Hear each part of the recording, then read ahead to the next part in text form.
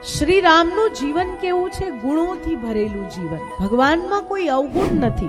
પ્રભુ ખૂબ શાંત છે. દરેકે દરેક પરિસ્થિતિમાં શાંતિપૂર્વકનો નિર્ણય. ભગવાન શ્રી રામ એટલે આપણા જેવું જીવન જીવવા માટે, સામાન્ય મનુષ્યનું જીવન કેવું હોય એ જીવન જીવવા માટે, એ જીવન જીવતા આપણને શીખવવા માટે નારાયણ રામ બનીને અવતરે. અને ગુણોથી ભરેલું જીવન. ગોસ્વામીજી મહારાજ જ્યારે વંદના કરે ને જ્યારે ભગવાનની વંદના કરતા પહેલા નામની વંદના કરે, એટલે પ્રશ્ન કરવામાં આવે કે કેમ નામની વંદના પહેલા? શું નામ મોટું છે? રામ મોટા નથી. પરંતુ ગોસ્વામીજી મહારાજ કેવી સુંદર વાત કહે છે કે નામ રૂપ દુઈ ઈસ ઉપાધિ, કે નામ અને રૂપ.